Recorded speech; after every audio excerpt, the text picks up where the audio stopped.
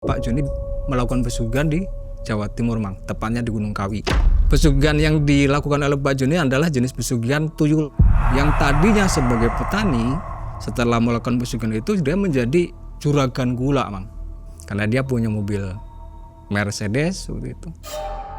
Seperti yang saya bilang tadi, Pak Joni ini yang tidak menjalankan usahanya, cuman tetap ada karyawannya. Tapi karyawannya ini selalu berganti-ganti, Mang. Udah jadi trending trending topik lah gitu. Terakhir ketemu rumahnya, ngeliat rumahnya tahun berapa? Sekitar 6 bulan yang lalu saya pulang. Masih ada masih ibu? ada. Rumahnya masih ada, ibunya juga masih ada. Sebuah tempat usaha gula merah itu selalu penuh pesanan. Bosnya kaya raya, namun diselimuti oleh rahasia. Karena di balik gudang tua tersimpan janji tersembunyi. Dari perjalanan gelap dengan sosok tuyul Gunung Kawi. Sosok pembawa harta goib secara tak kasat mata. Yang memajukan usaha gula merah sang pengusaha. Berkembangnya usaha dengan cara yang ekstrim ini pernah disaksikan oleh Mas Nasim. Assalamualaikum warahmatullahi wabarakatuh. Waalaikumsalam warahmatullahi wabarakatuh. Apa kabar sobat di rumah, sobat MM yang selalu setia mengikuti Mang E dan tim yang selalu mengantarkan cerita baru.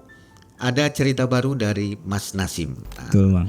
Mas Nasim ini banyak ceritanya loh. Kalau digali tambah ribuan. Apa kabar Mas Nasim? Alhamdulillah sehat, Mang. Kok banyak banget ceritanya nih? Iya, Mang. Jadi gimana ya?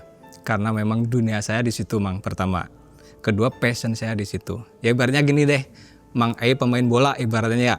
Mang E main ke Cirebon misalnya, otomatis circle-nya pemain bola semua, Mang. Komunitas Gitu ya. Kayak dikondisikan untuk ketemu dengan sesama pemain bola, Mang. Iya, Terus main lagi ke Jogja kayak gitu lagi. Jadi ada kisah terus tendang bola ya. Ya lah, kebetulan saya di dunia kayak gini ya ketemunya dengan yang itu lagi, Mang. Makanya cerita kayak nggak ada habisnya. Betul.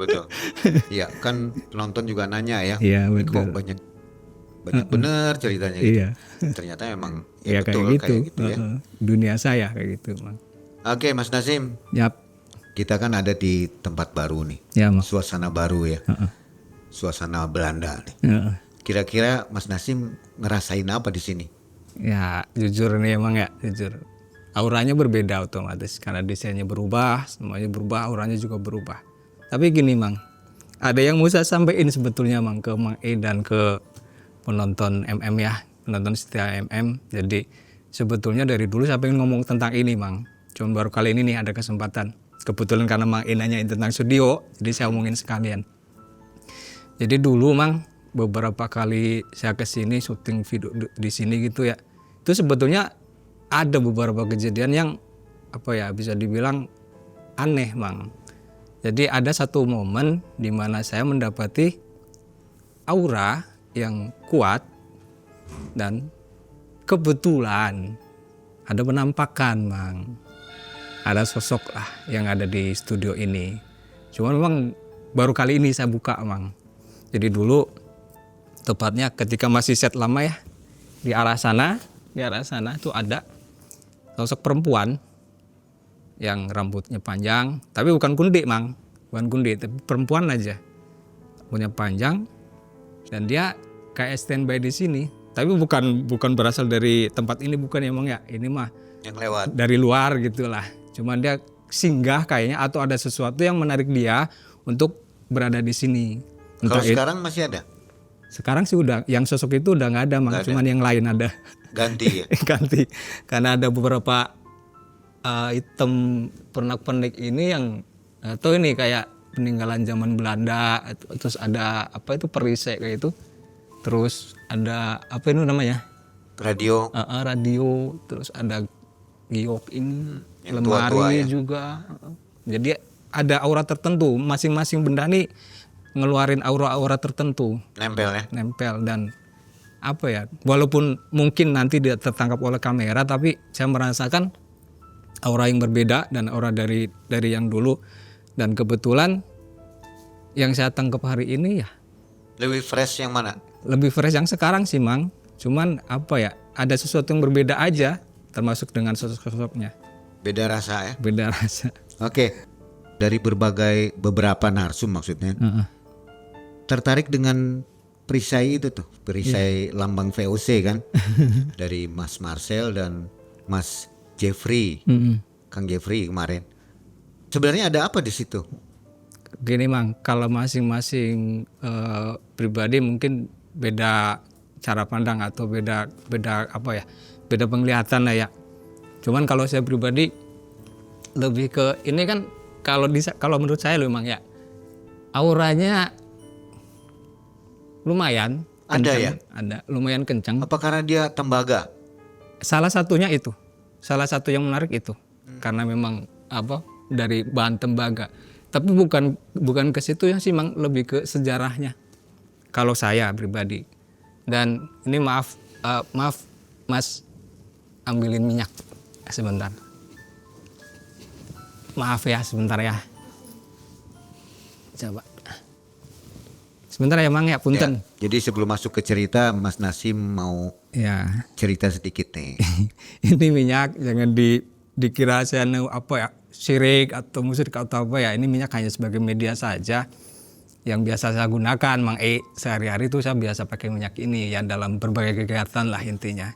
Saya mau mencoba yang kata Mang kan suruh melihat ini nih, perisai ini nih. Saya coba ya Mang ya, sebentar ya. Kerekod Mang ini, saya agak sini nih. Enggak apa-apa ya. Saya olesin dulu sebentar. Di balik bentuk perisai ini menyimpan sebuah cerita yang cukup tragis yang dialami oleh pemiliknya dulu. Jadi itulah yang menjadi aura tersendiri bagi si perisai ini, Bill.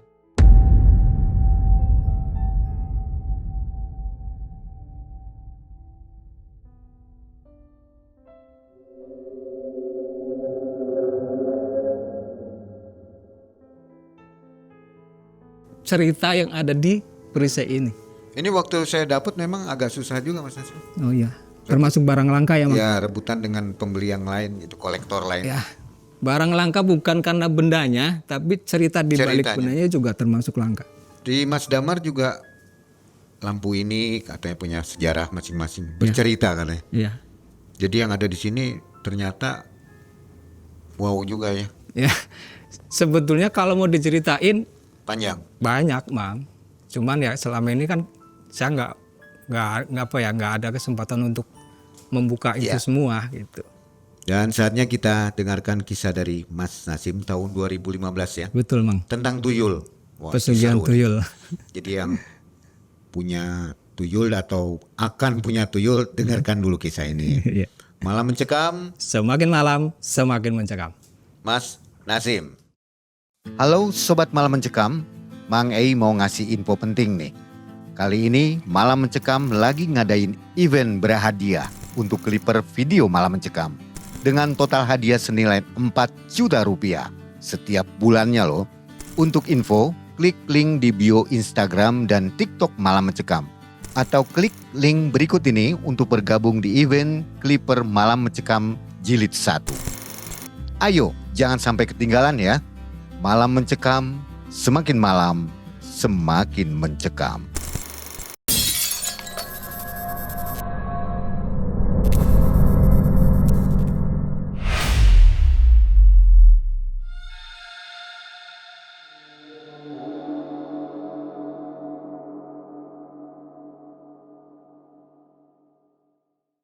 Ini Mang, di beberapa video saya sebelumnya kan saya nyebutin tuh bahwa dulu saya suka berpindah-pindah.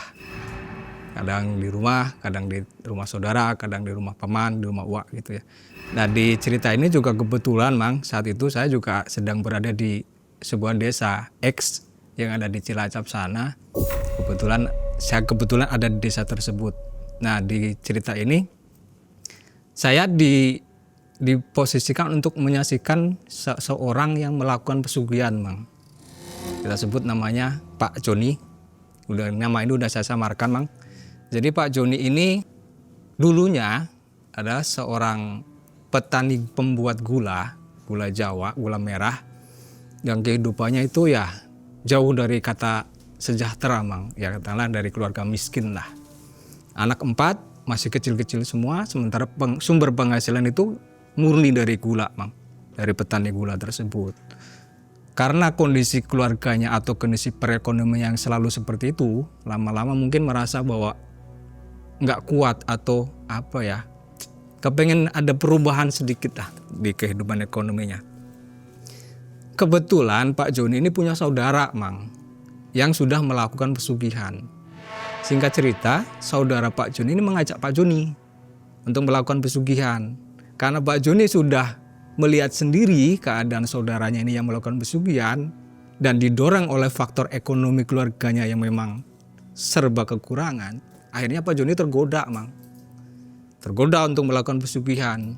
Lewat ajakan dari saudaranya ini, Pak Joni melakukan pesugihan di Jawa Timur mang, tepatnya di Gunung Kawi. Pesugihan yang dilakukan oleh Pak Joni adalah jenis pesugihan tuyul mang. Tuyulnya ini lain daripada yang lain mang. Kalau yang lain mungkin satu ya, kalau Pak Joni enggak. Pak Joni melakukan pesugihan tuyulnya sepasang mang, laki-laki perempuan. Sebentar, Mas Nasim tahu kisah ini dia bercerita atau dari siapa? Saya kebetulan yang mengalami atau menyaksikan atau menjadi saksi di desa tersebut, dan ditambah juga informasi dari warga sekitar mang, termasuk dari paman dan uak saya. Nah, karena saat itu kan saya memang berada di desa tersebut, di rumah paman.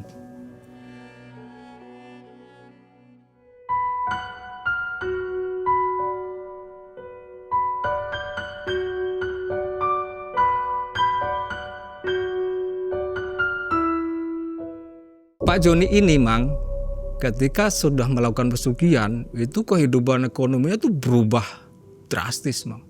Yang dulunya serba kekurangan, anak 4 banyak kan, masih kecil-kecil.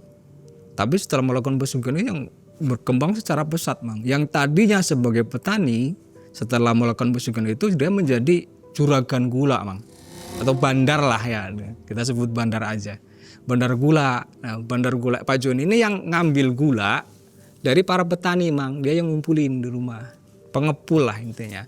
Nah, gula-gula tersebut dia juga jual mang, jual sendiri karena dia punya kios di pasar. Di samping dia jualan gula di pasar, dia juga suka ngedrop-ngedropin mang ke pabrik-pabrik kecap tuh yang ada di area situ. Seiring waktu, usahanya semakin berkembang, semakin pesat, dia semakin kaya. Tapi ciri khas kekayaan pelaku pesugihan pada zaman itu mang, itu nggak berbentuk kayak mobil mewah atau rumah yang besar, yang megah, yang mewah kayak yang di cerita sinetron gitu, enggak mang. Dan apalagi waktu itu kan ya keadaan di desa ya, dia lebih menyimpan harta hasil pesugihannya itu dalam bentuk sawah dan pekarangan mang. Iya memang dia punya beberapa koleksi kendaraan yang waktu itu tergolong lumayan mang. Karena dia punya mobil Mercedes waktu itu.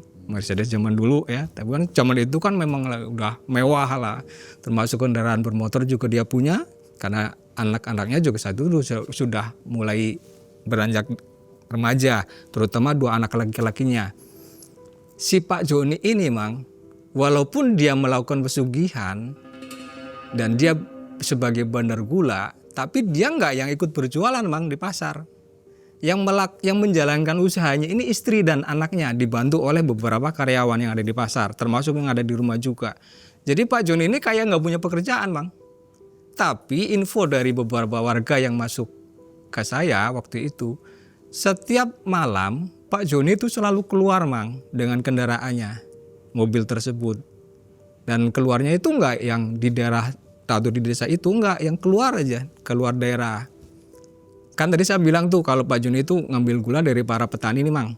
Nah Pak Joni ini juga menjalankan apa ya namanya dulu sistem KCK apa ya mang ya, kredit candak kulak tuh. Jadi ya ijon. Jadi si para petani ini nih diberikan uang dulu mang, diberikan pinjaman uang. Oh, namanya orang petani ya kadang-kadang punya kebutuhan tertentu tuh yang jumlahnya besar mungkin, sementara dia nggak punya uang, sama Pak Joni ini dikasih aja mang. Percaya aja nih Pak Joni ini nggak ada sistem hitung-hitungan, jangan-jangan nanti nggak mau bayar, jangan-jangan dia nanti nggak bisa bayar, nggak ada mang, kasih aja udah. Kalau yang ada ngeluh dikit aja, kasih aja udah sama Pak Joni. Namanya hartanya banyak ya. Petani ini kan otomatis terikat kan, karena memang sudah udah dikasih uang sama Pak Joni. Otomatis mau nggak mau kan dia menjual hasil gulanya kan ke Pak Joni. Kayak monopoli harga gitulah, monopoli barang juga. Tapi sebetulnya tujuannya bukan itu, Mang. Kenapa sih para petani ini dikasih uang dulu sama Pak Joni selain untuk mengikat para petani untuk tidak menjual hasil gulanya keluar, dia punya tujuan tertentu, Mang. Ternyata. Jadi si Pak Joni menjaring korban-korban tumbalnya salah satunya dari petani-petani gula ini, Mang. Jadi sistemnya gini, Mang.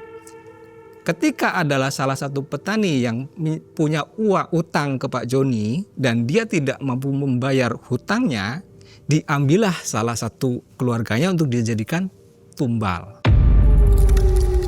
Tapi sumber tumbalnya tidak hanya dari situ, Mang. Termasuk dari warga sekitar juga ada beberapa. Tapi bukan dari desa tersebut. Rata-rata itu yang dari luar desa.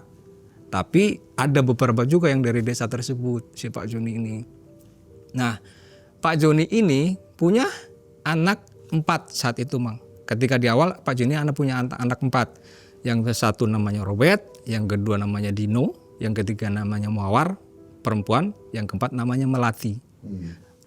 2 anak Pak Joni ini yang namanya Robert dan Dino ini, dia yang benar-benar menikmati hasil pesuganya orang tuanya. Ya, gaya hidupnya hedon lah zaman itu. Punya kendaraan sendiri, pakaiannya juga bagus, gayanya juga ya layaknya gaya orang kaya lah, Mang, sama itu. Cuma kedua anak perempuan Pak Joni ini yang tidak sejalan dengan 2 kakaknya. Maksudnya gaya hidupnya, cara berpikirnya juga enggak. Si Mawar dan Melati ini lebih cenderung ke sederhana, Mang. Lebih enggak menunjukkan bahwa mereka itu anak Pak Joni. Informasi tentang pesugihan Pak Joni, Mang, itu tuh yang banyak sekali sebetulnya. Yang menunjukkan bahwa Pak Joni ini melakukan pesugihan, Mang. Cuman selama itu warga tuh nggak ada yang berani untuk katakanlah kayak ngelabrak atau mempertanyakan, itu yang nggak ada yang berani, Mang. Karena Pak Joni ya saat itu mempunyai pengaruh yang cukup di tempat tersebut. Karena ya namanya orang kaya, kan zaman itu sampai zaman sekarang juga ya uang tetap berbicara lah emang ya, tetap ada pengaruhnya. Termasuk Pak Joni pun walaupun sebetulnya banyak sekali tanda-tanda yang mengarahkan bahwa Pak Joni ini melakukan pesugihan. Salah satunya, Bang, ketika paman saya sedang hajatan, ya umumnya di desa namanya hajatan pada kondangan nih, laki-laki perempuan, masuk Pak Joni juga. Cuman yang jadi aneh adalah kebetulan paman hajatan itu adalah nyunatin anaknya. Si Pak Joni ini ngasih kado, Mang, ke anaknya paman. Cuman kadonya ini aneh. Anehnya apa? Kado tersebut itu berupa sarung, tapi dibungkusnya itu yang berlapis-lapis, Mang. Sampai 7 lapis nih si kado ini. Dan setiap lapisan kado itu kayak ditaruh bunga, Mang. Bunganya itu bunga kenanga. Di setiap lapisan kado nih. Jadi kado dibuka nih, ada kenanga, tapi masih ada bungkusnya. Dibuka lagi ada kenanga sampai ke lapisan ke-7 baru kelihatan sarungnya.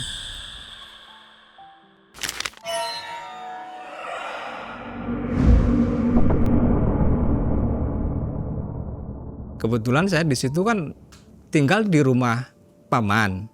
Tapi sebetulnya saya itu sedang konsultasi lah ke Wak Mijan ini. Konsultasi masalah keluarga, konsultasi masalah ekonomi sebetulnya, Bang. Termasuk juga ada satu hal yang memang harus saya bicarakan atau saya harus konsultasikan dengan Wak Mijan ini. Bang kan tahu sendiri kan, Wak Mijan ini Wak saya di video saya juga yang tentang saya dapat tasbih itu, Mang, yang saya melakukan tapa di area Pantai Selatan itu, coba nanti dicek ya Sobat MM. Terus saya kan dituntun sama Wak Mijan, termasuk video tentang ketika saya membuang keilmuan tentang lembu sembilan juga saya dituntun oleh Wak Mijan. Itulah mengapa ketika saya mempunyai permasalahan, Saya larinya ke situ mang, karena secara naluri Wak Mijan ini kan masih Pak D, masih uak kakak dari bapak. Ya secara naluri saat itu gitu saya pengen menyelesaikan masalah perekonomian dan masalah keluarga saya itu ya tertujunya ke Wak Mijan. Karena saat itu posisi kan sudah berkeluarga saya mang, sudah punya anak. Kembali lagi emang ke hajatan tersebut bahwa saat Pak Joni ini memberikan kado sarung tersebut diketahui nih oleh Wak Mijan mang. Kata Wak Mijan, itu dari siapa? Ini dari Pak Joni, kata paman. Coba lihat, kata Wak Mijan. Kenapa Wak? Coba sini lihat, kata Wak Mijan. Saya ada di situ tuh mang. Waktu Wak Mijan ngecek sarung itu, ngecek kado tersebut. Wah nggak bener ini, kata Wak Mijan. Wak Mijan kan karakternya kayak gitu, keras. Nggak bener ini. Balikin, kata Wak Mijan. Kenapa Wak? Katanya. Udah kembaliin aja sarungnya, jangan diterima. Nanti bahaya nih kalau diterima, kalau sampai dipakai sama anak kamu bahaya, katanya. Emang kenapa Wak? Kalau misalnya dipakai, udah kamu jangan banyak tanya, kata Wak Mijan. Kembaliin, kata. Tapi kan saat itu kan paman lagi ya, banyak tamu lah ya. Akhirnya Wak Mijan ini nyuruh bapak saya mang. Kata Wak Mijan, itu kamu kembaliin sarungnya ke Pak Joni sana, mumpung Pak Joninya belum jauh, katanya. Kata bapak, iya Wak, kata. Saya anterin tuh mang saat itu. Niatnya sih mau ke rumah mamanya Pak Joni niatnya. Cuman kebetulan di jalan tuh kesusul mang si Pak Joni ini. Karena kebetulan Pak Joni itu lagi mampir di warung. Bapak saya yang nyamperin saat itu. Kata bapak saya, Pak Joni maaf. Ini sarungnya tidak bisa kami terima, kata bapak saya tuh. Karena saya ada di dekatnya sih. Kata Pak Joni, loh kenapa? Ya nggak bisa aja, kata Wak Mijan suruh dikembaliin. Kalian takut ya? Takut saya apa-apain gitu. Takut saya mentang-mentang katanya saya melakukan ini gitu. Takutnya ada apa-apa ya, kata Pak Joni nih sambil bercanda nih. Kata bapak, ya nggak gitu Pak, cuman saya mah disuruh aja sama Uwa jadi ya kembaliin. Dengan raut muka yang kelihatan kecewa, ya akhirnya tetap diterima sama Pak Joni sambil bilang, yaudah sini nggak apa-apa. Tapi ya jangan segitunya curiga ke saya gitu. Udah itu aja percakapannya mang. Karena bapak juga nggak mau memperpanjang percakapan dengan Pak Joni. Karena bapak udah tahu lah. Warga sekitar juga banyak yang tahu. Ya kami kembali lagi ke rumahnya paman. Lanjutin bantu-bantu hajatannya paman. Selesai hajatan. Si paman ini penasaran mang. Penasaran tentang sarung tersebut. Kok kenapa harus dikembaliin gitu. Kebetulan Wak masih ada di situ, nanyain tuh paman ke Wak Mijan. Kata paman, Wak, emang kenapa dengan sarung tersebut? Kamu masih bodoh aja, kata Wak Mijan ke adeknya nih. Itu sarung kalau kamu terima dan dipakai oleh anak kamu dibawa tuh sama Pak Joni. Beneran Wak? Dibilangin sama orang tua nggak percaya. Udah jangan banyak tanya lagi, udah kayak gitu punya intinya. Saya nyeletuk tuh mang. Wah mah terlalu curiga kata saya mah. Padahal ya belum tentu niat Pak Joni kayak gitu. Kali aja Pak Joni benar-benar ikhlas ngasih karena apa ya umumnya di sini kan ketika ada pengantin sunat kan pada ngadu kayak gitu. Wah, kamu lagi banyak nanya. Udah nurut aja kata Wak, kata Wak Mijan. Udah Wak siap kata saya teh. Udah aja singkat cerita. Selang beberapa hari mang setelah hajatan dari paman saya. Ada satu kejadian lagi mang. Ini kejadian ini lucu tapi indikasi bahwa Pak Joni ini melakukan pesugihannya semakin kuat mang. Jadi ceritanya gini mang.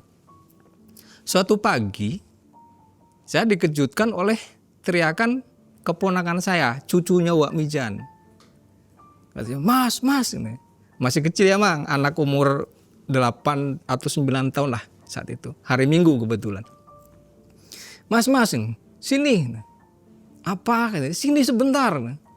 Karena saya penasaran juga, ada apa? Sini mas lihat. Saya punya anak anjing gitu. Bagus-bagus. Saya belum lihat saat itu, Mang. Mana ada anak anjing bagus gitu. Anak anjing ya anak anjing aja. Enggak mas, yang ini lucu katanya. Imut-imut. Di mana anak anjing? Itu di belakang. Saya kurungin pakai keranjang. Info ya Mang, keranjang yang dimaksud adalah sejenis anyaman dari bambu yang itu buat apa ya, buat tutup ayam kayak biasanya tuh. Lah ini dipakai nutupin anjing itu. Setelah bener saya cek ke belakang, bener Mang. si ponakan saya ini lagi dengan temen-temennya lagi ngeliatin di dalam keranjang itu ada anjing 2 Mang. Memang bener lucu-lucu anjingnya, imut-imut, anjing masih kecil lah bener, anak-anak anjing kayak gitu. Suaranya juga yang merajuk kayak gitu tuh.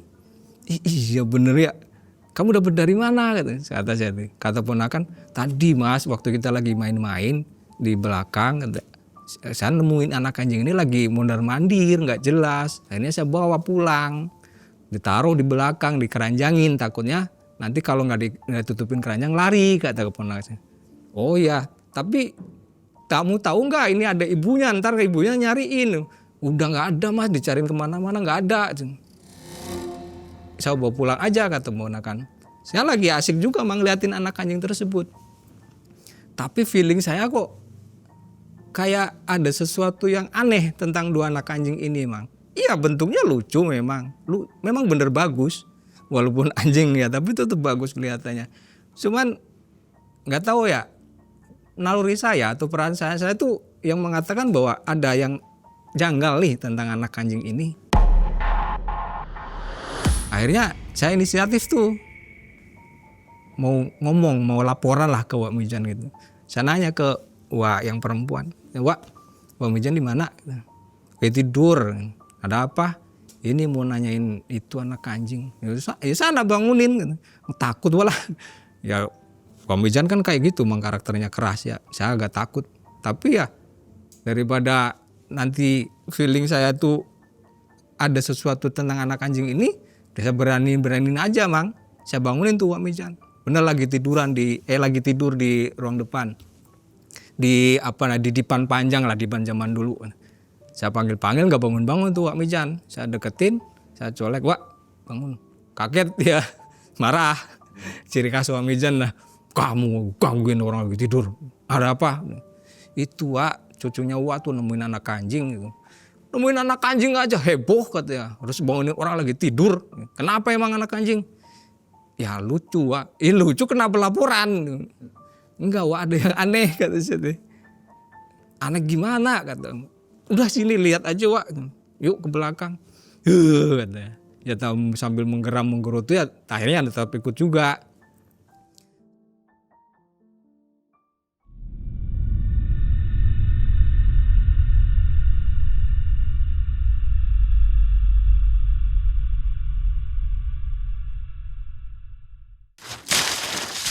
Mang, itu ada topi malam cekam Mang. Iya.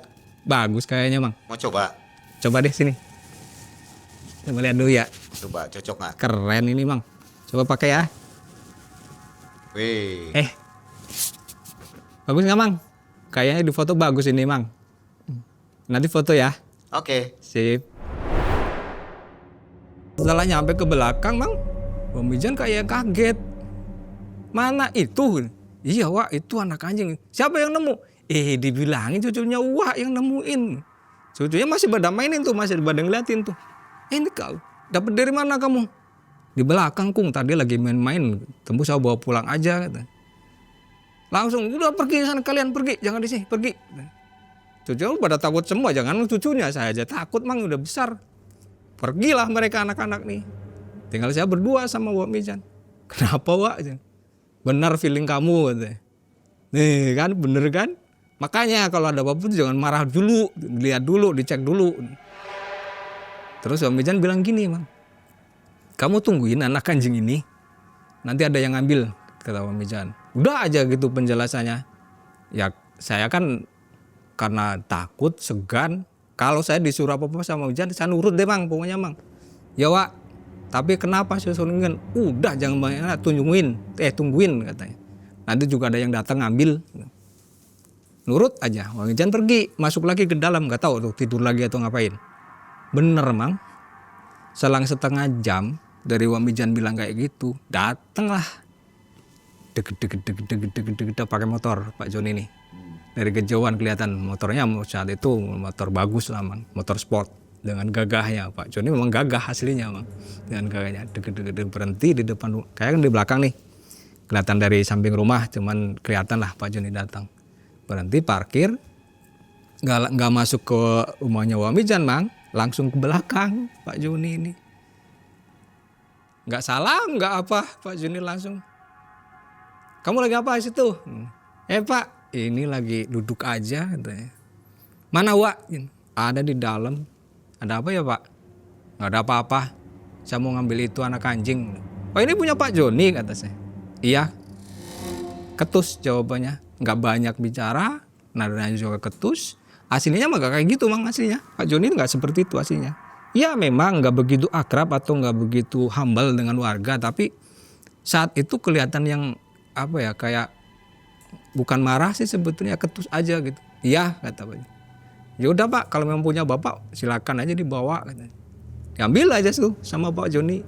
Yang aneh Mang, memang ya logikanya anak anjing, namanya anak anjing, ya kalau ada yang ngambil siapapun itu, apalagi itu pemiliknya pasti nurut kan Mang.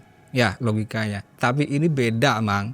Gestur si anak anjing ini tuh kayak anak kecil ke orang tuanya Mang. Main game block aja tuh.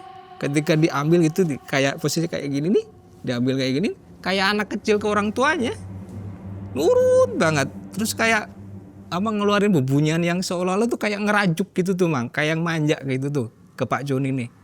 Pulang aja Pak Joni. Udah ya, saya pulang gitu. Oh iya Pak, mangga. Pergi Pak Joni. Selang beberapa saat Mbak Mijan keluar. Siapa tadi? Kata Mbak Mijan. Pak Joni Wak. Kan bener kata Mbak Mijan. Ada yang ngambil.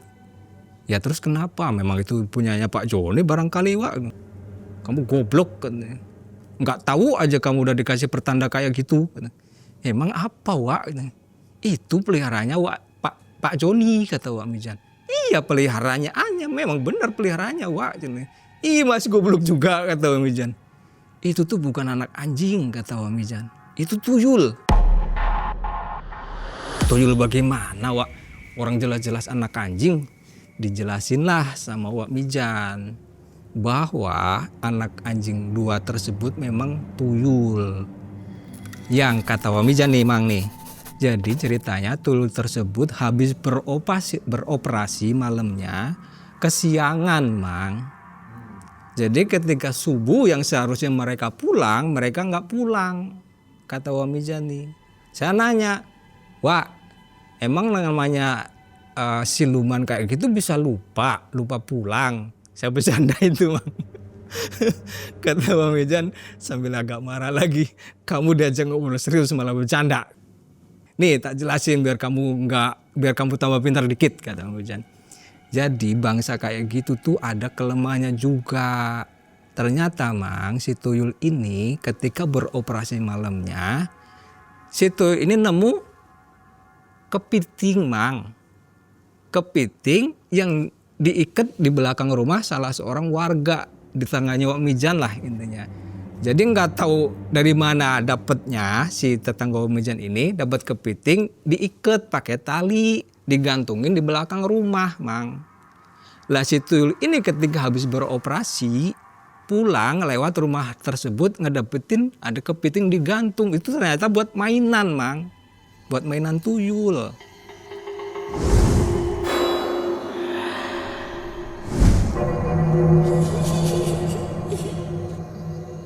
Banyak nih cerita-cerita yang beredar seperti ini ya Mang, bahwa tuyul itu juga suka mainan kayak gitu Mang. Termasuk katanya tuyul itu juga suka mainan anak kecil. Maksudnya main-mainannya anak kecil tuh kayak mobil-mobilan gitu. Tapi bukan mobil-mobilan yang itu, bukan lah. Intinya suka mainan kayak gitu aja.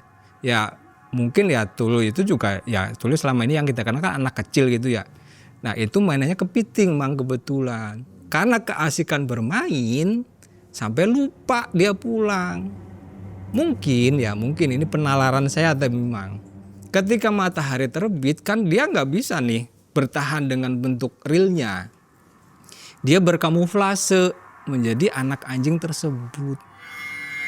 Menurut pemahaman saya nih, dibenarkan oleh Wak Mijan. Ya memang kayak gitu. Ini jadi tambah pengetahuan juga buat saya Mang. Bisa juga ya bangsa kayak gitu tuh berkamuflase menjadi anak anjing. Bisa apa aja? Kata Wak Mijan bisa apa aja Mang, termasuk anak burung katanya, termasuk hewan-hewan tertentu lah. Katanya bisa kata Wak Mijan. Kebetulan yang saat itu tuh menjadi anak anjing Mang.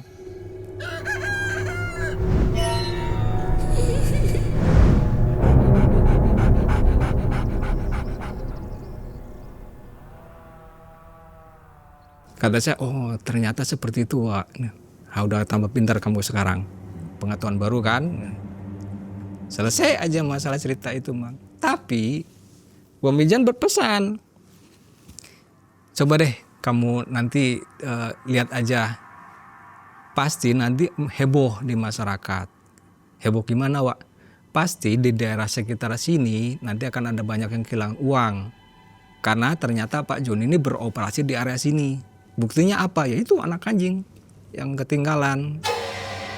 Dan ternyata Mang, setelah kejadian anak anjing itu diambil oleh Pak Joni, sore harinya ketika saya pulang ke rumah paman, bener Mang, ibu-ibu gitu lagi pada ngumpul ya, lagi lagi memperbincangkan masalah banyak warga yang kehilangan uang Mang.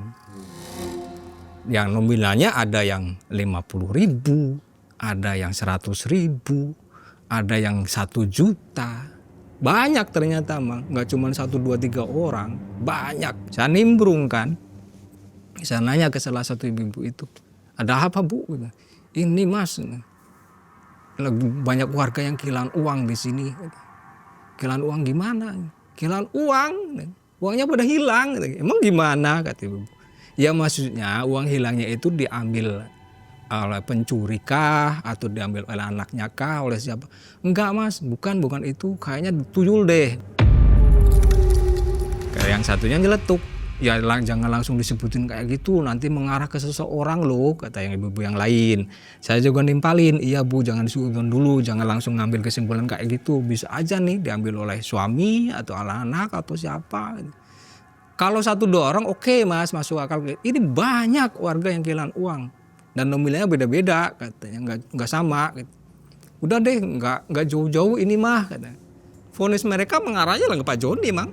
Emang selama ini ya udah jadi rahasia umum sih kalau Pak Joni ngelakuin pesugihan kayak gitu tuh.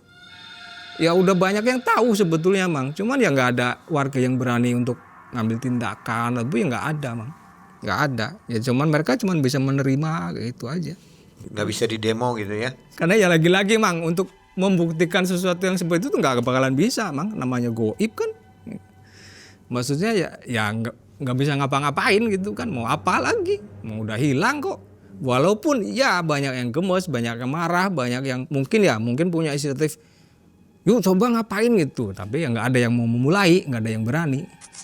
Nah kebetulan nih Mang, walaupun saya tinggal di rumah paman dan bukan di desa saya, tapi ya saya udah cukup dikenal Mang di situ Mang. Karena ya satu, paman di situ cukup berpengaruh, apalagi ada Uwa kan. Uwa memang ya menjadi tokoh masyarakat atau sesepuh lah desa tersebut.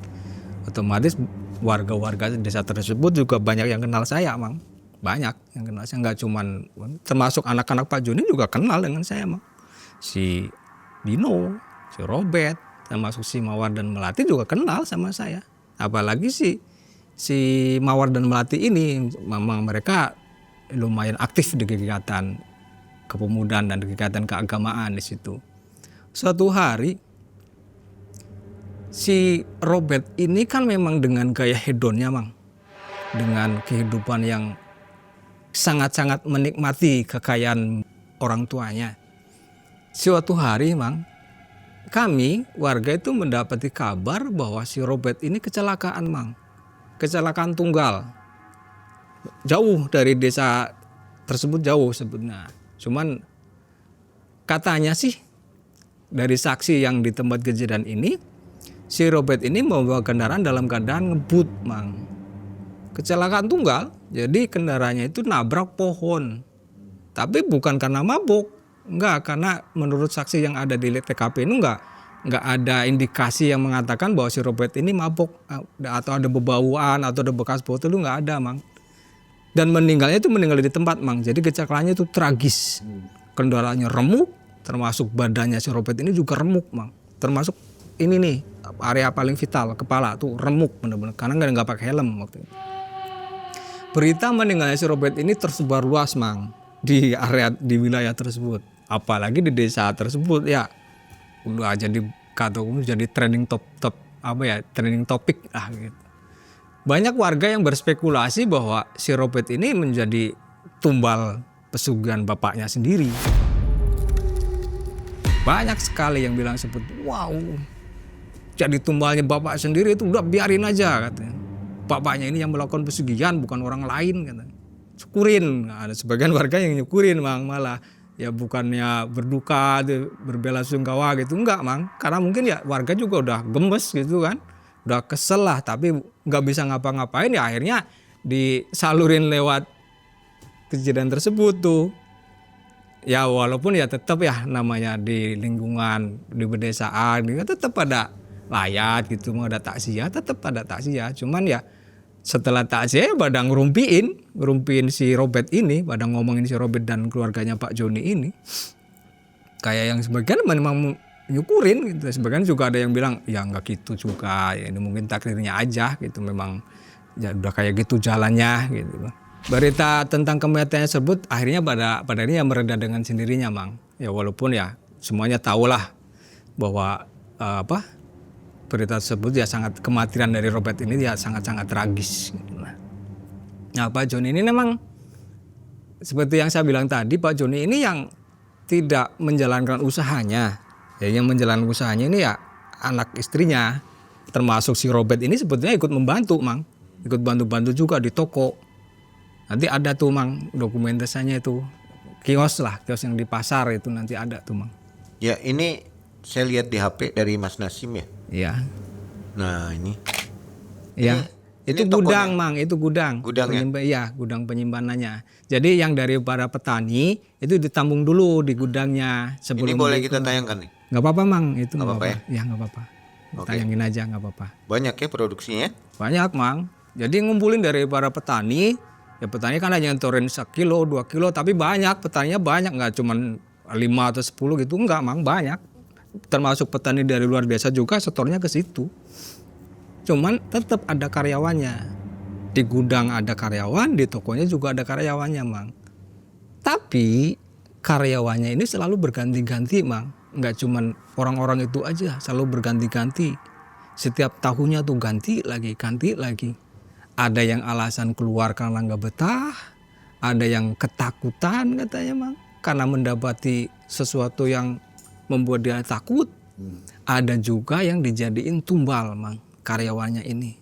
Yang di pasar juga, yang di rumah juga ada beberapa mantan karyawannya yang dijadiin tumbal juga oleh Pak Joni ini. Jadi ngambil tumbalnya itu yang acak Mang. Enggak cuma dari petani aja, termasuk karyawannya juga dijadiin tumbal. Anaknya Pak Joni itu kan ada 4 Mang. Yang sebelum melakukan pesugihan nih, Robert, Dino, Mawar, Melati. Robert kan udah nggak ada, tinggal Dino, Mawar sama Melati. Tapi setelah melakukan pesugihan, Pak Joni juga punya anak 1 lagi Mang. Jadi 5 anaknya. Yang sebelum melakukan pesugihan itu 4, setelah melakukan pesugihan punya anak 1 lagi. Namanya Kenanga. Lah saat kejadian itu, setelah si Robert meninggal ini, kan usianya Robert antara Dino itu nggak begitu jauh. Tapi jarak antara Dino ke Mawar dan Melati lumayan. Si Robert dan Dino ini udah dewasa lah katakanlah. Lah Mawar Melati ini yang beranjak remaja lah. Nah sedangkan si Kenanga ini yang masih kecil Mang. Saat itu masih berusia 10 tahun. Saya di desa itu, di desa tersebut, kan tadi saya bilang tuh bahwa saya cukup dikenal lah karena pengaruh paman dan uwa. Saya juga sering melakukan kegiatan dengan Karang Taruna, kegiatan di keagamaan gitu, kegiatan pemuda gitu sering. Saya juga akrab dengan 2 anak perempuan dari Pak Joni ini, Mang. Mawar Melati ini ya, ini nama samaran. Dengan Mawar dan Melati ini saya juga sering ketemu, Mang, di kegiatan-kegiatan tersebut. Memang Mawar dan Melati ini ya jenis anak yang tidak terlalu supel, pendiam bahkan, tapi dia yang aktif Mang. Dan Mawar Melati ini yang tidak setuju dengan apa yang dilakukan oleh orang tuanya Mang. Kalau Robert dan Dino kan yang memang menikmati, tapi Mawar Melati ini enggak Mang. Bahkan si Mawar Melati ya sangat-sangat menentang dengan kegiatan yang dilakukan orang-orang tuanya. Cara menentangnya ya nggak yang frontal gitu, nggak Mang. Cuman ya di rumah tuh sering ngaji, sering baca Quran, dan dia juga aktif di masjid, aktif di kepemudaan. Suatu hari Mang, sebelumnya sih sebenarnya sering ketemu ya dengan Mawar dan Melati ini. Suatu hari di salah satu kegiatan keagamaan, kita lagi sholawatan waktu itu. Kebetulan kami jadi panitianya. Saya ngobrol tuh dengan Mawar dan Melati. Ya mereka memang di bawah saya lah ya. Bawah saya. Ngobrol panjang lebar. Awalnya tentang kegiatan sholawatan tersebut Mang. Tapi lama-lama si Mawar dan Melati ini nih kayak yang ngerasa nyaman gitu loh. Karena kayak lagi ngobrol sama kakaknya ini menurut mereka. Akhirnya mereka membuka Mang tentang orang tuanya. Kata Mawar, ini yang intens ngobrol sama saya itu Mawar Mang. Nyebutnya sih Mas ke saya, walaupun usianya agak jauh. Mas kan tahu sendiri kan kabar di desa ini bahwa bapak saya tuh orang tua saya melakukan pesugihan ini. Menurut Mas gimana? Duh gimana ya? Saya no comment lah tentang itu. Udah biarin aja tentang kabar di luar. Yang penting kalian mah tetap menjadi orang baik aja. Tetap aktif di kegiatan kepemudaan, di bagian keagamaan juga. Ngaji, sholawatan tetap aktif aja. Udah jangan terpengaruh dengan omongan yang di luar, dengan gosip-gosip yang di luar. Ternyata Mang, selama ini mereka yang mendapatkan tekanan Mang. Dibully lah kita karena walaupun buliannya itu tidak yang langsung gitu enggak, tapi dari omongan-omongan orang atau dari candaan-candaan orang ke mereka gitu. Mereka yang sangat-sangat tertekan Mang. Walaupun ya garis bawahi si Mawar Melati ini yang sama sekali katakanlah tidak menikmati hasil kekayaan orang tuanya Mang. Bahkan untuk makan aja mereka itu lebih sering di rumahnya pamannya. Jadi sebelum Pak Joni melakukan pesugihan kan punya rumah kecil. Setelah sukses bikin rumah besar, si rumah dulunya Pak Joni ditempatin oleh adiknya yang memang saat itu juga keadaannya kurang lebih sama kayak Pak Joni lah. Si Mawar dan Melati ini lebih sering di rumahnya pamannya Mang.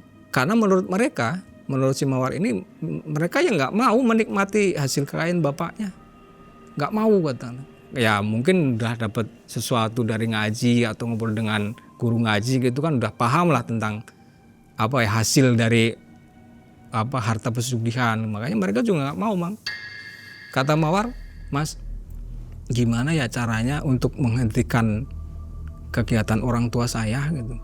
Maksudnya kata saya kepengen orang tua saya tuh yang berhenti gitu, kata Mawar. Berhenti melakukan pesugihan nih. Tuh kan Masnya jadi ngerti sekarang ngebuka, tadi katanya nggak ngerti. Ya kan kamu yang ngajak ngobrol, jadi saya udah terbuka aja sekalian. Kamu nggak apa-apa kan? Nggak apa-apa Mas, saya udah terbiasa, kata Mawar. Terus gimana Mas caranya? Obrolan-obrolan kayak gitu semakin intens Mang. Kayak saya tuh kayak ngedapatin si Mawar dan Melati bener-bener niat nih. Ada niat bener-bener gitu loh, kepengen orang tuanya tuh yang udah berhenti gitu loh pesugihan. Karena mereka tahu, mereka yang ngerasain imbasnya Mang.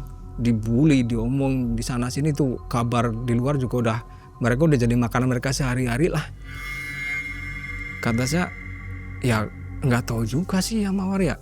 Tapi coba yuk kita tanya ke Wak Mijan. Kamu kan tahu sendiri Wak Mijan di sini ya bisa dibilang orang pinter lah. Tapi saya malu Mas, kalau mau ke rumah Wak Mijan takutnya nanti malah saya dimarahin atau nggak diterima sama Wak Mijan.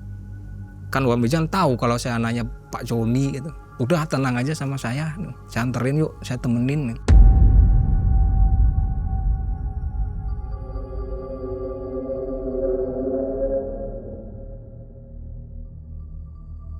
Keesokan harinya beneran nih Mang, si Mawar dan Melati ini bener-bener nyamper ke saya.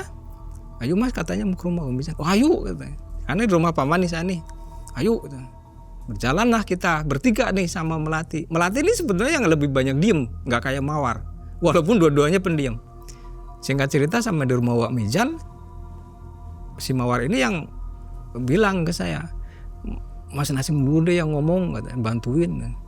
Akhirnya saya ngomong tuh sama Wak Mijan, Wak gini Wak, ini Mawar dan Melati ini mau punya perlu sama Wak.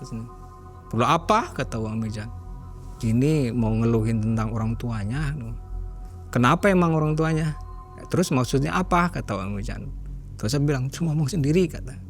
Akhirnya Mawar memberanikan diri emang ngomong walaupun dengan gemeteran tuh karena mungkin takut sama Wak Mijan. gini Wak, saya kepengen gimana ya caranya biar orang tua saya tuh berhenti melakukan pesugihan. Kaget Wak Mijan. Jadi selama ini tuh Wak Mijan nggak ngerti, nggak tahu kalau Mawar Melati ini yang punya punya keinginan untuk menentang kegiatan yang dilakukan oleh orang tuanya, Mang. Nggak tahu Wak Mijan. Kok kamu punya pikiran kayak gitu? Iya Wak, saya ngenes, saya tertekan Wak. Selama ini masyarakat banyak yang mencemooh saya, mencemooh adik saya, termasuk juga ya katakanlah kayak membuli Wak. Loh, bukannya kalian menikmati? Kakak kamu kayak gitu kelihatan banget, kelihatan gayanya menikmati kekayaan bapak kamu tuh. Saya enggak Wak nih, saya malah menentang kalau saya kata Mawar nih. Terus gimana Wak, bisa enggak Wak? Kata Wak Mijan, kalau saya enggak bisa, kata Wak Mijan nih. Enggak bisa gimana Wak? Ya enggak bisa aja nih. Ya alasannya apa, kata saya. Saya enggak mau mencampuri keputusan yang sudah dibuat oleh orang tuanya Mawar. Karena dia sudah memutuskan untuk ngambil jalur itu. Dia sudah punya ikatan dengan makhluk yang ada di sana. Ya katakanlah yang di Gunung Kawi lah intinya mah. Saya nggak bisa, kata Wak Mijan. Nggak bisa ikut campur tentang urusan itu. Biar itu menjadi urusan orang tua kamu. Saya nggak mau, kata Wak Mijan. Ya terus gimana Wak, kasihan Mawar loh, kata saya. Berusaha untuk membantu si Mawar. Akhirnya Wak Mijan ngambil keputusan, coba deh kamu ke rumah, ada seorang kiai yang menurut Wak dia bisa untuk membantu kamu. Coba kamu ke sana, kata Wak Mijan. Terus rumahnya di mana Wak? Saya tahu tuh alamannya sama Wak Mijan, Bang. Dengan ciri-ciri gini orangnya namanya ini gitu kan. Di desa Anu. Akhirnya singkat cerita saya terutama saya membantu Mang Laya. Gimana sih namanya? Antara kasihan karena memang dua orang anak inilah yang paling mendapatkan tekanan dari kegiatan orang tuanya. Satu sisi lain saya juga penasaran Mang. Penasaran bener gak nih? Bener-bener bisa diputusin emang gitu kan.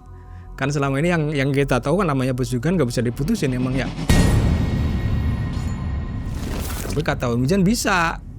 Akhirnya kami bertiga lagi-lagi dengan Mawar dan Melati kami ke rumah kiai yang dimaksud oleh Wak Mijan. Singkat cerita sampailah kita di rumah tersebut. Akhirnya kita ngobrol, kita utarakan tuh maksud Mawar dan Melati. Dengan terenyuhnya Mang si Abah ya, kita panggil Abah ya. Si Abah mendengar cerita dari Mawar Melati sampai nangis si Abahnya ini Mang.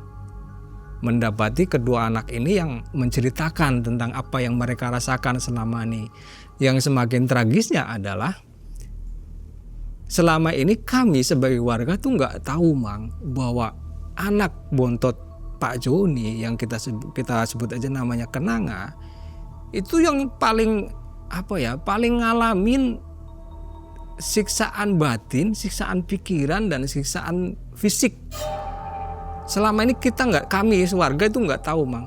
Tapi dengan ceritanya Mawar di depan Abah, ternyata si Kenanga inilah yang mendapatkan siksaan lebih daripada Mawar dan Melati.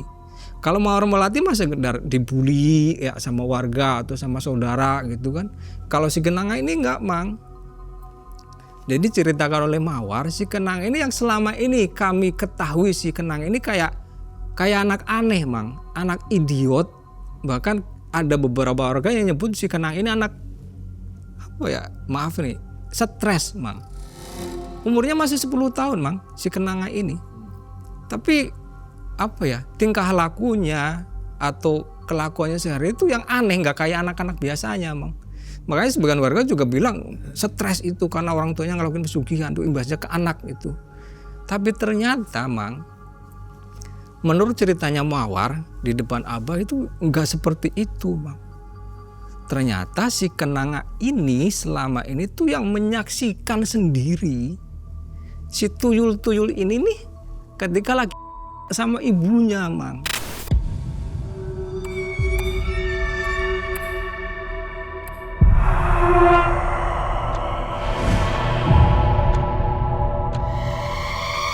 Jadi ternyata si Kenanga ini kayak punya indera keenam dan bisa berinteraksi langsung dengan dua makhluk ini, Mang. Dengan dua sosok tuyul ini. Bahkan ketika si tuyul-tuyul ini lagi ke ibunya, sama Kenanga itu diusir-usir, Mang. Nggak kalau anak kecil tuh kayak nggak boleh gitu. Jangan itu ibuku gitu. Tapi nggak kayak gitu, Mang. Aslinya tuh nggak kayak gitu. Menurut penjelasan si Mawar ya, bahwa si Kenanga ini punya naluri tersendiri atau punya insting tersendiri bahwa dia sudah tahu bahwa dua tuyul ini yang peliharaannya orang tuanya, Mang. Makanya selama ini ternyata si Kenanga ini yang sering mendapati disiksa sama ibunya terutama, karena ya itu ketika si tuyul lagi ke mamanya tuh diusir-usirin tuh sama Kenanga, digangguin, bahkan dipukul-pukulin. Lah karena ibunya kesel mungkin ya, namanya peliharanya lagi digangguin kayak itu sama Kenanga, marah lah si ibunya. Kenanga ini yang sering digebukin, Bang, sama ibunya, sama bapaknya juga, Pak Joni juga.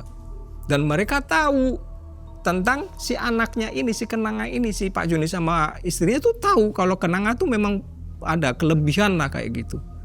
Tapi mungkin ya namanya anak ya, mau gimana mana juga tetap anak, walaupun yang gangguin lah. Menurut mereka tuh gangguin apa yang mereka lakukan.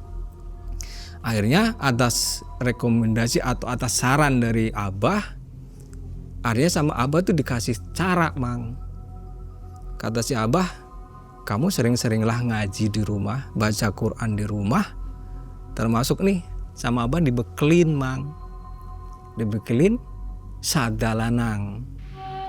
Nanti ada tuh di dokumentasi, Mang, mungkin salin dilihat. Coba saya lihat ya. Ya. Ini ya. Iya betul, Mang. Yang ini ya. Iya betul itu sadalanang. Boleh ditayangkan ya? Boleh, Mang, nggak apa-apa. Oke. Jadi sadalanang ini adalah jenis sapu lidi, Mang, tapi yang bukan dari pohon kelapa, dari pohon nira. Selama ini kan kita tahu nih bahwa sadalanang ini memang ya menurut beberapa yang percaya mempunyai khasiat tertentu lah. Gunakan ini untuk mengusir si dua tuyul ini. Pakai satu sadalanang aja. Satu aja. Enggak yang satu ikat berbentuk sapu itu, enggak, satu batang. Kata si Abah, gunakan ini untuk mengusir dua makhluk itu, kata si Abah. Akhirnya dan dibekali yang lain juga, Mang, termasuk doa gitu ya, termasuk juga mereka berdua ini juga yang dikatakanlah ya kayak diritualin lah gitu. Dibacain doa-doa oleh si Abah. Akhirnya setelah selesai kami berpamitan, dan yang pegang si sadalanang ini ada si Mawar. Pegang sama dia. Karena yang Mawar ini mungkin yang siap dan yang lebih gede lah intinya daripada si Melati. Karena Melati juga anaknya yang cuma diem, cuma ngikutin aja, cuma ngangguk gitu doang. Akhirnya setelah selesai kami pamit, Mang. Pulanglah kami. Dalam perjalanan Mawar bilang, Mas, kalau bisa sih Masnya bantu ya. Dan, aduh Mawar, gimana ya? Bukan saya nggak mau nolongin kamu, tapi kayaknya saya cukup sampai di sini. Nah nanti kedepannya udah tinggal kamu aja sama adik kamu. Saya nggak bisa bantu terlalu jauh, kata saya teh. Karena saya nggak mau lah mencampuri. Nanti dikiranya saya ada maksud tertentu lagi. Saya kan udah punya anak istri. Saya, ya udah Mas, nggak apa-apa. Selang beberapa hari, Mang, kami mendapati kehebohan di rumah Pak Joni. Jadi ada rame-rame ceritanya, Mang. Jadi ada beberapa warga yang berkumpul di situ karena mendapati teriakan-teriakan dari dalam rumah Pak Joni. Jadi Ibu Joni ini yang teriak-teriak, Mang. Teriak manggil-manggilin nama anaknya. Termasuk manggilin Robert yang sudah meninggal, Dino yang masih ada sebetulnya tapi dipanggil-panggil juga, Mawar dan Melati juga dipanggil-panggil juga, termasuk Kenanga juga dipanggil. Dipanggilin aja semuanya. Menangis dan teriak-teriak nggak karu-karuan. Pak Joni juga sama, cuman Pak Joni nggak teriak-teriak, cuman dia kayak kalang kabut gitulah. Setelah beberapa warga kumpul dan saya juga ikutan pada saat itu datang, cuman saya nggak ikut masuk, Mang. Saya berada di luar. Si Mawar dan Melati ini yang lagi kayak ketakutan, sambil dia yang lagi nangis juga, sambil tubuhnya tuh gemeteran, Mang. Si Mawar dan Melati ini keluar, si dua anak ini disambutlah oleh beberapa warga Ditanya sama warga, ada apa di dalam? Kata salah satu warga. Si Mawar ini yang menceritakan tentang kejadian di dalaman dengan gemetaran, dengan ketakutan dan sambil menangis gitu Mang. Yang menceritakan itu enggak yang lancar, enggak, terbata-bata ya sambil ketakutan gitu. Cuman kurang lebihnya gini Mang. Jadi ternyata di dalam itu yang ngamuk itu si Kenanga Mang. Kenanga yang selama ini kami kenal sebagai anak aneh, anak bisa dibilang yang stres, ada yang bilang idiot, maaf. Itu yang ngamuk Mang. Ngamuk menggunakan sadalanang tersebut. Jadi si Kenanga ini menurut apa yang dilihat oleh Mawar, itu si Kenanga itu kayak lagi mukul-mukulin sesuatu Mang. Mukulin sesuatu gitu loh. Tapi sambil ngomong juga nih si Kenanga ini nih. Mampus kamu, sini kamu matiin kamu. Si Kenanga nih anak kecil Mang, 10 tahun, perempuan lagi. Tapi dengan beraninya, dengan membabi butanya tuh yang kayak ngamuk, kayak mukulin gitu loh Mang. Menurut cerita si Mawar nih. Jadi mukulin, sini kamu, jangan lari kamu. Pukulin, baku. Begitu si Kenanga mukulin yang nggak dilihat oleh Mawar dan Melati ini, tapi si ibunya yang teriak-teriak Mang. Termasuk si Pak Juninya. Yang mereka yang berusaha untuk menghentikan si Kenanga sebetulnya, tapi Kenanga yang kayak yang apa ya, mungkin bahasa ini kayak yang kesetanan gitu loh Mang. Ngamuk, mukul, baku. Dan di setir ada suara auman yang menggema, dan apa suaranya itu yang menggema sekali. Dan suaranya itu kayak suara buto Mang.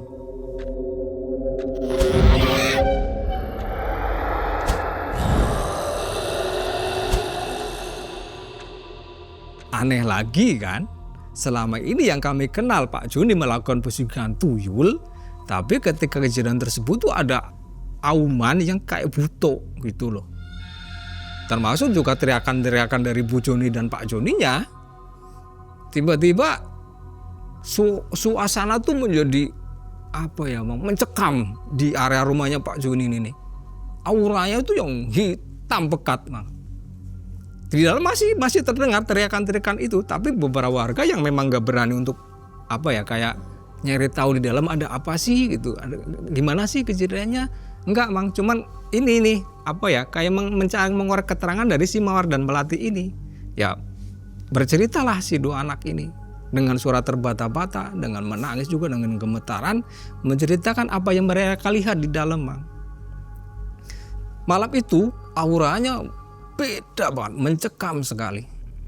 Cuman ya nggak ada satupun warga yang berani untuk masuk, karena menurut beberapa warga udah biarin aja, toh ini urusan mereka gitu. Yang penting kita selamatin dulu nih si dua anak ini nih, jangan sampai masuk dulu ke dalam, udah itu kita amanin gitu. Diamanin tuh si Mawar dan Melati, sebenarnya di dalam masih yang berkecamuk gitu lah. Beberapa saat kejadian tersebut akhirnya mereda dengan sendirinya Mang.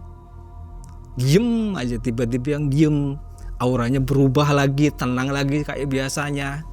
Tuh anehnya di situ Mang. Tapi tetap nggak ada yang berani masuk, nggak ada apa ya, kayak gelagat Pak Joni ngapain atau Bu Joni, nggak ada Mang. Sepi aja rumah tuh. Pintu kan tertutup, ditutup sama Mawar dan Melati. Tapi inisiatif dari warga, udah Mawar kamu gak usah masuk lagi, kamu pulang aja ke rumah paman katanya. Mereka nurut karena mereka mungkin ya nggak mau lagi tuh menyaksikan yang ada di rumah tersebut. Walaupun mereka yang sebelum pergi tuh yang kepikiran dengan si Kenanga ini, yang kecil ini yang tadi ngamuk-ngamuk itu nggak jelas kayak gitu tuh. Mereka yang kepikiran, tapi yang tetap dicegah oleh warga, jangan masuk, udah biarin, toh ada ibu kamu di dalam, ada bapaknya, nggak apa-apa adik kamu, tenang aja. Akhirnya dibawa pulang tuh ke rumah pamannya, ke rumah paman dari si Mawar dan Melati ini. Selang beberapa hari Mang, berita heboh terjadi lagi Mang. Ternyata ketika Mawar masuk ke rumah, mungkin ya untuk sekolah atau apa ya, si Mawar dan Melati ini mendapati adiknya di kamar dalam keadaan terduduk Mang, sambil meluk si sadalanang tersebut. Tapi setelah dicek udah meninggal Mang, si Kenanga ini. teriaklah mereka. Si Mawar dan Melati ini nangis terus, nangis nggak terbendung nangisnya, sambil teriak minta tolong. Beberapa warga sekitar juga yang dengar suara teriakan minta tolong dari Mawar dan Melati ini. Akhirnya tetangga sebelah dari Pak Joni ini masuklah Mang ke dalam. 2 orang, suami istri, kebetulan tetangga dekat ya, karena mendapati Mawar teriak-teriak kayak gitu. Begitu mereka masuk, disusul oleh warga yang lain, masuk juga ke situ. Dan benar Mang, di dalam itu mendapati si Kenanga itu dalam keadaan duduk sambil megang sisa dalang itu, tapi dalam keadaan sudah meninggal. Setelah dicek oleh salah satu warga, benar bahwa si Kenanga ini memang sudah meninggal dalam keadaan duduk. Yang aneh adalah mereka tidak mendapati ibunya atau Bu Joni dan Pak Joni nolongkah atau berada di sebelahnya si Kenanga, itu nggak ada Mang. Si Bu Joni ini ada di kamar yang lain dalam keadaan kayak apa sih namanya, kayak orang shock, kayak orang linglung, kayak orang nggak apa bahasanya apa namanya, nggak bisa ngapa-ngapain dah, cuma diem aja, pandangannya kosong kayak gini. Sementara Pak Joninya nggak ada di rumah tersebut. Dan ketika dibangunkan atau berusaha disadarkan, si Bu Joni ini nggak ada yang berhasil Mang. Diem aja, kaku kayak gitu, pandangannya kosong, kayak nggak ngerasin apa-apa di sekitar itu. Akhirnya warga mengkondisikan si Kenanga ini karena keadaan sudah meninggal. Dan ada beberapa dari aparat desa juga di situ memastikan, termasuk juga ada aparat masuk ke situ memastikan bahwa si Kenanga ini ya memang benar-benar sudah meninggal dan tidak didapati tanda-tanda kekerasan Mang. Meninggalnya tuh yang anehnya tuh tubuhnya utuh, nggak ada bekas pukulan, nggak ada bekas penggisangan, nggak ada Mang. Cuman ya udah meninggal gitu loh. Akhirnya ya setelah diproses pemakaman dan sebagainya udah selesai, si Abah ini datang ke rumahnya Pak Joni. Ya, Abah ini ternyata tahu Mang kejadian yang malam itu, termasuk kejadian si Kenanga meninggalnya juga si Abah tahu. Maksudnya bukan mengetahui menyaksikan, tapi tahu penyebabnya. Ternyata si Kenanga ini yang memang berantem atau apa namanya, gelut dengan sosok si genderuwo ini yang merupakan rajanya si tuyul ini.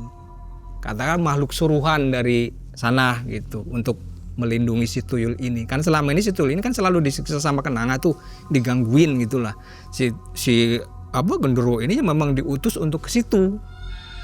Gak tahu tujuannya, mungkin salah satunya untuk ngambil si Kenanga ini. Tapi Kenanga memang selama ini memang kami kenal sebagai anak yang anak yang aneh, anak yang stres, dan dia yang melakukan perlawanan terhadap makhluk-makhluk tersebut Mang. Jadi ternyata menurut penjelasan si Abah tuh Kenanga yang saat itu kayak lagi ngamuk-ngamuk kayak gitu tuh ternyata lagi berantem sama makhluk-makhluk ini Mang.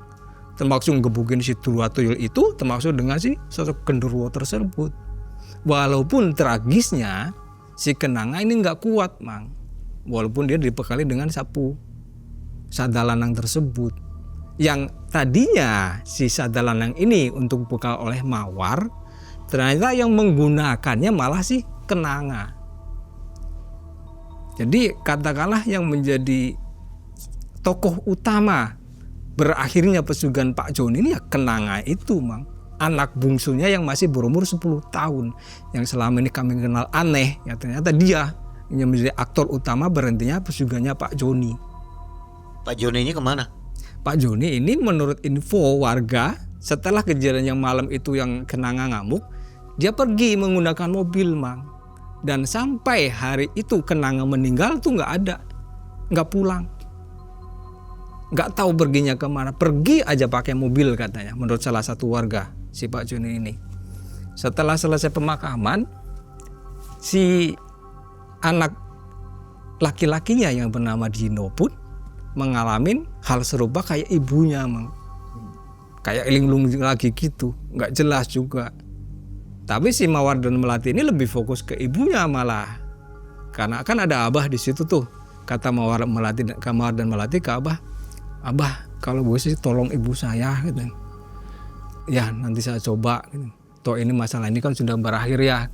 Walaupun adik kamu menjadi korban dari kejadian kemarin, tapi mudah-mudahan ibu kamu masih bisa diselamatkan," kata si Abah. Akhirnya setelah dilakukan beberapa doa, ritual tertentu oleh si Abah ini, si ibunya ini berhasil sadar, Mang. Sadar ibunya ini. Yang menangis terseduh-seduh, menangis nggak karu-karuan sampai sujud-sujud kayak gitu. Menyadari kekeliruannya selama ini dan menyadari lagi si kenangan ini udah nggak ada. Akhirnya atas saran si Abah, si ibu Joni ini katakanlah kayak semacam kayak diruqyah lah, Mang, kayak gitu. Dinetralisir lah. Karena menurut si Abah ini bisa nih diselamatkan ibu kamu. Tapi harus ngikutin apa kata saya. Harus berubah total, harus benar-benar insaf, harus benar-benar taubat, mengakui kesalahannya dan taubat di hadapan Gusti Allah. Itu, Mang. Atas saran si Abah tersebut, akhirnya si ibu ini bisa diselamatkan lah katakanlah. Tapi tidak dengan Dino. Karena Dino ya tetap dengan kelinglungannya, tetap dengan keadaannya yang seperti itu dan diam di situ, Mang, di rumah tersebut. Tapi ibunya enggak. Ibu sama Mawar dan Melati pulang ke rumah mereka yang dulu, yang ditempatin oleh paman. Singkat cerita, Dino ini juga meninggal, Mang. Meninggal di rumah itu karena memang gak ada yang ngurusin. Dia hidup sendiri karena warga juga gak mau ikut terlibat, ikut campur lah intinya. Akhirnya meninggal, Mang, si Dino ini juga. Tapi tidak dengan ibunya. Ibunya masih bisa diselamatin. Dan rumah tersebut sampai sekarang, Mang, itu masih dikenal sebagai rumah angker. Karena sampai sekarang masih ada kayak suara-suara teriakan gaduh kayak gitu tuh. Itu sampai hari ini masih ada, masih.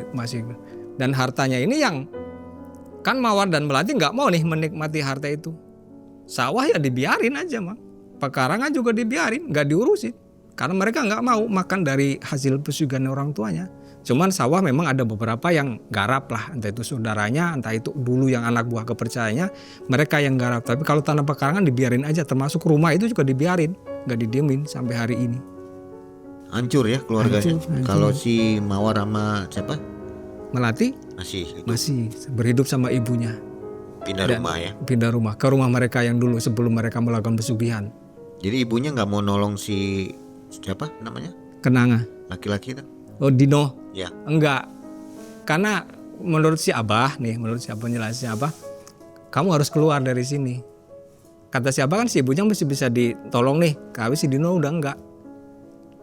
Dan Dino enggak mau. Katakanlah saat itu enggak berhasil dinetralisir lah katakanlah. Dino yang tetap aja tinggal di situ sampai meninggalnya. Oke. Saran untuk penonton singkat aja. Perteguh iman, perteguh keyakinan, jaga akidah. Jangan pernah gadaikan akhiratmu dengan dunia, dengan kenikmatan dunia yang sesaat. Ya. Itu saja, Mang. Kekayaan instan berbahaya ya. Instan berbahaya. Baik, terima kasih Mas Nasim. Siap. Kapan terakhir ketemu rumahnya, ngeliat rumahnya tahun berapa? Sekitar 6 bulan yang lalu saya pulang. Masih ada Masih ibu? ada. Ada rahasia di balik manisnya gula merah yang pernah menutupi pahitnya sebuah rahasia. Pak Joni yang hidupnya menanjak setinggi ombak, menyisakan curiga yang tak pernah padam. Kado untuk keluarga Mas Nasim hampir membuka pintu malapetaka. Jika bukan karena firasat tua Uwa Mijan, entah apa yang terjadi pada keluarga Mas Nasim saat ini. Ketika tuyul itu terbongkar, warga tak lagi menghitung uang yang hilang. Mereka menghitung rasa takut yang tumbuh. Dan sejak hari itu, nama Pak Joni seolah menjelma menjadi bayangan yang terus berjalan. Meski pelakunya sudah berhenti melangkah. Info untuk sobat semua yang belum mencet tombol gabung dan belum masuk ke member area, silakan jalan-jalan di situ untuk nonton kisah-kisah yang tidak ada di video reguler ya. Karena di sana ada kisah mistis yang tidak bisa ditampilkan di sini. Oke, mudah-mudahan sobat suka dengan fitur tambahan dari Malam Cekam.